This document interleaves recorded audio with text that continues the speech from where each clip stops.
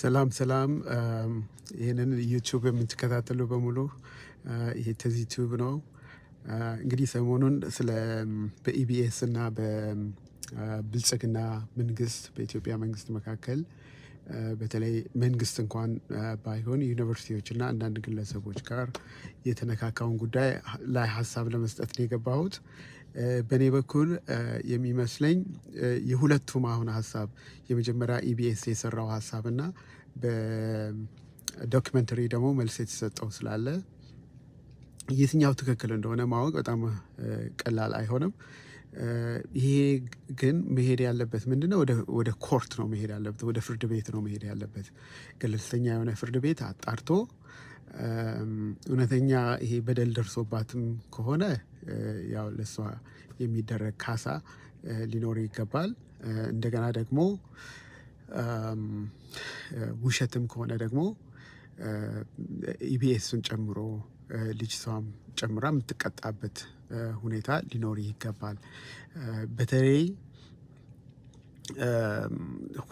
ሀሰት ሆኖ የተሰራ ድራማ ሆኖ ከተገኘ በመጀመሪያ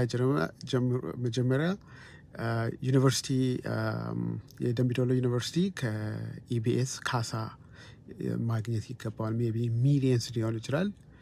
በሚይዙት ጠበቃ ይወሰናል።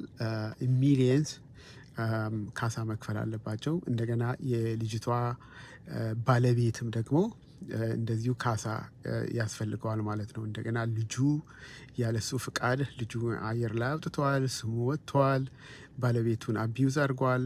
ስለዚህ ኢቢኤስ ሚሊየንስ የሚከፍለው ካሳ ይኖራል ማለት ነው። እና አሁን እዚህ አሜሪካ በቅርብ እንደዚህ የአማዞን ሾፌር መኪና መንዳት የሌለበት ኬዝ ያለበት ሰው ነድቶ ሰው ገጭቶ አሁን በመቶ ሚሊዮኖች የሚቆጠር ካሳ እንዲከፍል እየተደረገ ነው ያለው። እና ይሄ በጣም ኢዚ ነው። ይቅርታ መጠየቅ ብቻ ሳይሆን ይቅርታ ጥሩ ነው፣ ግን they should be accountable for this is a big mistake።